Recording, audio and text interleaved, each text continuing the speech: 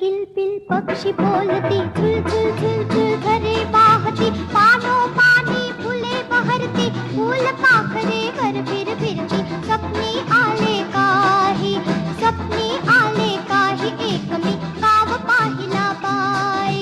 किलबिल किलबिल पक्षी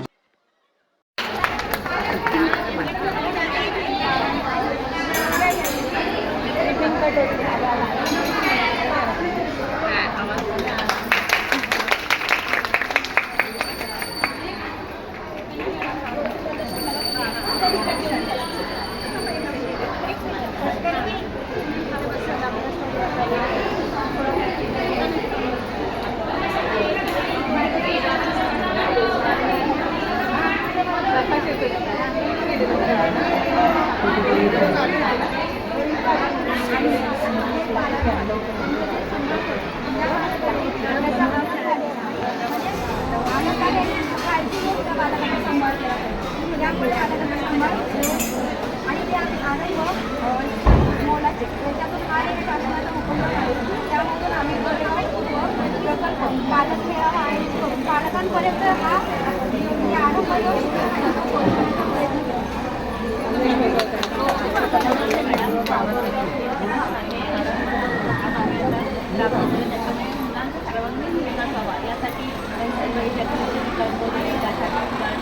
कला कौशल्य या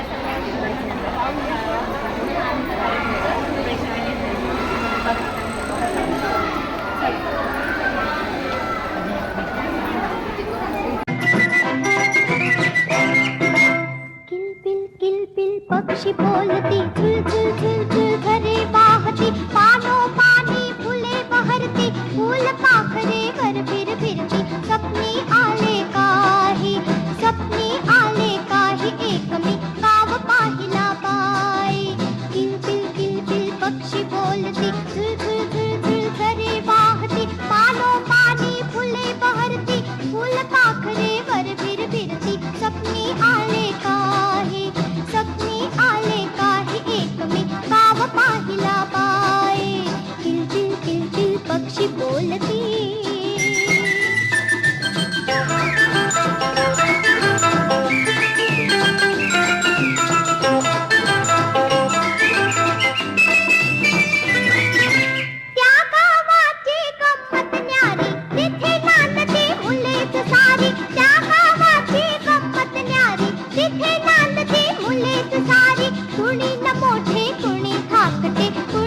बसते तिथे एकटे, सारी हसती गाती नाचती, कोणी रडके नाही, स्वप्नी आले काही, एक मी गाव पाहिला बाई, एक मी गाव पाहिला बाई.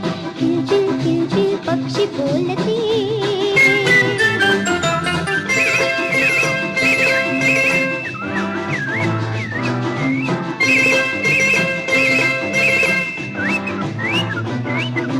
नाही पुस्तक नाही शाळा, हवे तेवढे कुशाल खेळा. नाही पुस्तक नाही शाळा, हवे तेवढे कुशाल खेळा. उडो बागडो पडो धडपडो, लागत कोणा नाही, स्वप्नी आले काही, एक मी गाव पाहिला बाई. किलबिल किलबिल पक्षी बोलती.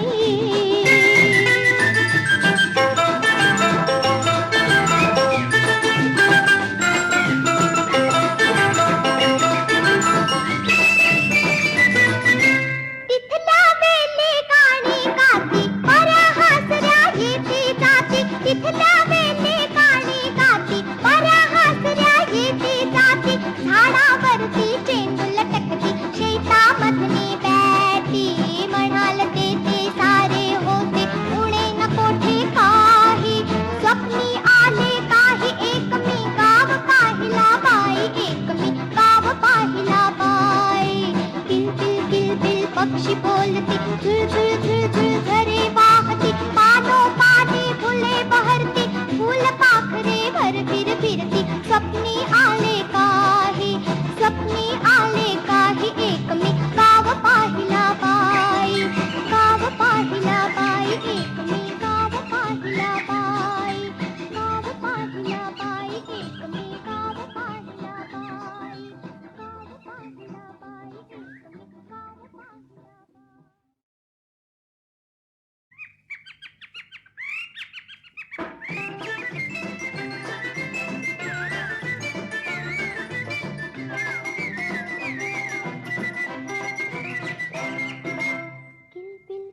पक्षी बोलती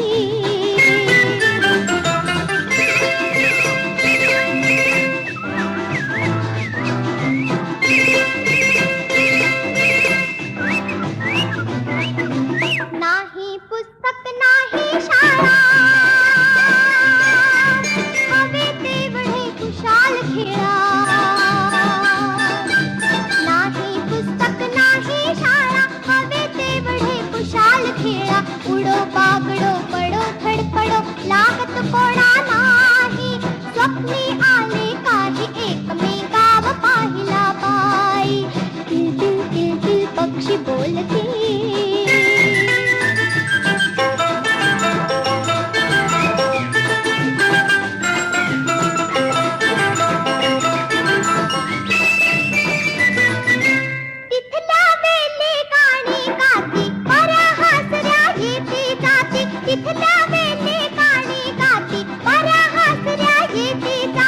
झाडावरती चेंडू लटकती शेतामधली बॅटी म्हणाल ते सारे होते उणे न कोठे काही स्वप्नी आले काही एकमेकाव पाहिला बाई एकमेकाव पाहिला बाई किल किल किल किल पक्षी बोलती झुळ झुळ झुळ झुळ घरे वाहती पानो पानी फुले बहरती फूल पाखरे भर फिर फिरती स्वप्नी आले काही स्वप्नी आले काही एकमेकाव पाहिला बाई गाव पाहिला बाई एकमेकाव पाहिला बाई गाव पाहिला बाई एकमेकाव पाहिला बाई गाव पाहिला बाई एकमेकाव पाहिला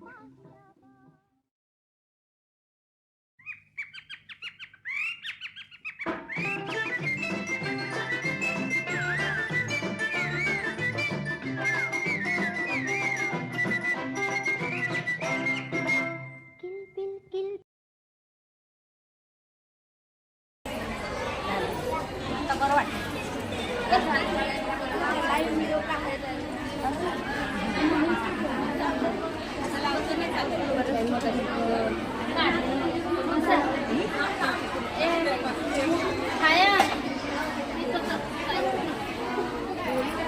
नमस्कार, माझ्या स्टॉलचं नाव आहे बाहुली घर. आता आपल्याला जर मुलं त्रास देत असतील तर आपण काय करतो, त्यांना टी व्ही लावतो, मोबाईल देतो. तसं न करता काय करायचं, आपण असे बाहुली घर करायचं, त्याच्यामध्ये अशी खेळणी मांडायची.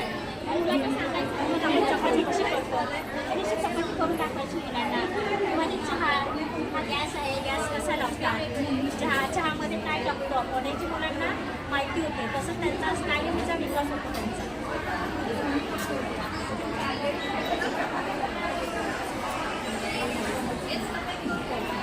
माझं लक्ष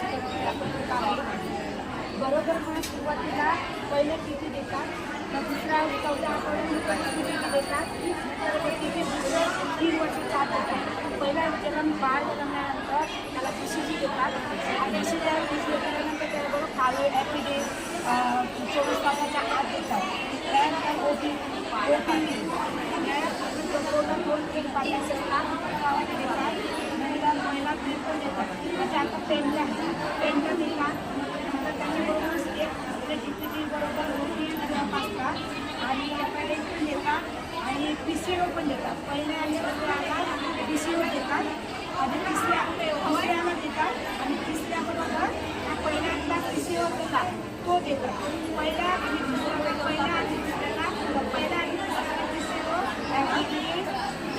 इंजेक्शन पेंटा त्याच्याबरोबर असतात आणि तिसऱ्याला राहिलेला या दुसऱ्यातला एक तिसऱ्याला देतात. ते पण त्याच्यानंतर 9 महिन्यानंतर गोवर देतात. त्याच्यावर जीवनसत्व असतात. त्याबरोबर नंतर 1 वर्षानंतर देतात. त्याबरोबर जीवनसत्व विटामिन असतात आणि नंतर 1 ते 2 वर्ष 15 महिन्यानंतर 16 महिन्यानंतर बुस्टर पोलिओ मारते. त्याबरोबर आपलं जीवनसत्व विटामिन असतात. त्यानंतर 1 वर्ष झाल्यानंतर बुस्टर पोलिओ पहिला त्याबरोबर जीवनसत्व असतात आणि 5 ते 6ला दुसरा बुस्टर पोलिओ देतात. त्याबरोबर जीवनसत्व असतात आणि पहिल्या पाचताना BCG पहिल्याच्या एका आठवड्याच्या आतच देणं गेलं पाहिजे आणि जन्मानंतर वाढ त्याला चिकाचं दूध आणलं तसंच वाढलं गेलं पाहिजे आणि ते रोग प्रतिकारशक्ती आहे. आणि पेंटा या पेंटामध्ये आता धनुका डांगा खोकला होत नाही, मुलांना बारीक पोलिओ वगैरे होत नाही, पोलिओ बाजाचा असतो आणि जास्त पोलिओ असतात. आपल्या डिसेंबर महिन्यात किंवा जुलै महिन्यात हे पण मुलांना पाहिजे असतात. आणि मुलांना 6 वर्षाच्या झाल्यानंतर 2 वर्षाचा 6 महिन्यांना जीवाचा क्रॉस, नंतर 5 वर्षाचा 3.5 वर्षाचा 4 वर्ष 4.5 वर्ष असे एक्स्ट्रा एक्स्ट्रा जीवाचा असतात. आणि ते गोळ्यासाठी चांगलं असतात, कारण गोळ्या वगैरे काढायच्या गोष्टी असतात. म्हणून गोवर होणार नाही, बराला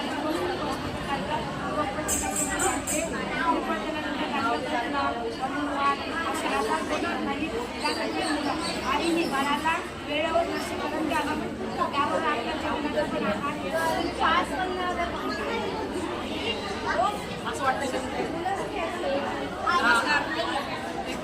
आपला 16 नंबर स्टॉल तर पाण्याचे खेळ तरंगणी आणि लहान मुलापासूनच मुलांना खूप पाण्याची आवड असते. त्याच्यामुळे मुलांना हे खेळ खूप आवडतात.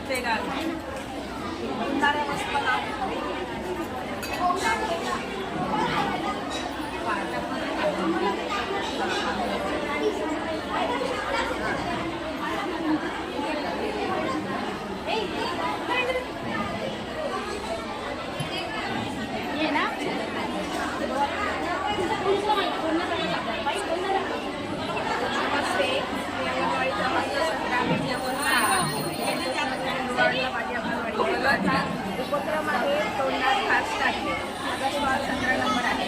तोंडात घास टाकणे म्हणजे नेमके काय? तोंडात घास पालक जेव्हा मुलांना घास भरतात तो नेमका एकदम व्यवस्थित तोंडात घास भरवायला पाहिजे, अतिशय मायेने भरवायला पाहिजे. आणि मुलांना फोटोवर पण सांगितले पाहिजे की तुम्ही मुलांना काय भरवताय. ताटामध्ये त्यांना लक्ष द्यायला सांगितले. ताटामध्ये वरण आहे, भात आहे, पोळी आहे, त्या वरणाचा रंग कसा आहे, भाताचा रंग कसा आहे, त्या जेवणाची चव कशी आहे हे मुलांना व्यवस्थितपणे समजावून सांगितले पाहिजे. व मुलांना जेवणाला आकर्षक झाले पाहिजे असं सगळं जेवण बनवलं पाहिजे. आणि मायेने आईने असा तोंडात घास घातला पाहिजे आणि मुलांना तो खेळ खेळायला पाहिजे.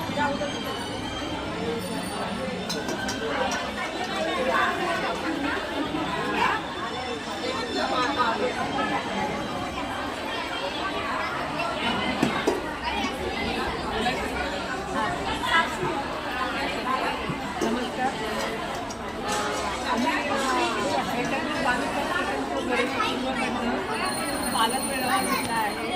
त्या मेळाव्यामध्ये सगळे पालक तत्व हा विषय आमचा आहे. त्या विषयात ते विषय काय आहे तर पालकांनी मुलांची कशी काळजी घ्यावी याबद्दल त्याच्यातून आम्हाला शिकवायचं आहे. या खेळामध्ये पालकांच्या मुलाला त्यांना तिला महिलेला टिकली लावायची आहे. ती टिकली पुढच्या बाजूला तिच्या बाजूला लागता कामाला सांभाळायला लागली पाहिजे. म्हणजे आपले पालकांवरती मुलांवरती किती लक्ष आहे हे याच्यात बरोबर आहे.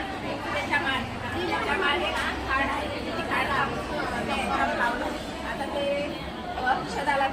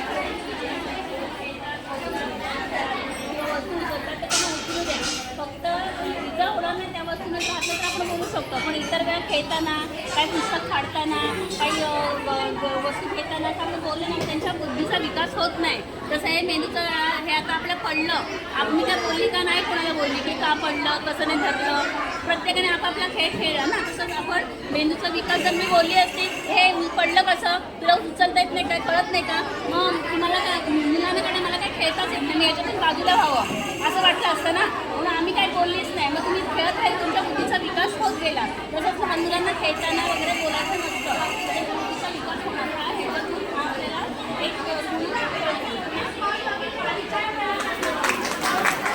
पुराणामध्ये वेगवेगळ्या प्रकारचं कसं स्पर्श वगैरे आहे ते कसे आहेत ते कळले पाहिजे. त्याच्याबद्दल खूप छान त्यांनी इन्स्टॉल मांडलेले आहेत.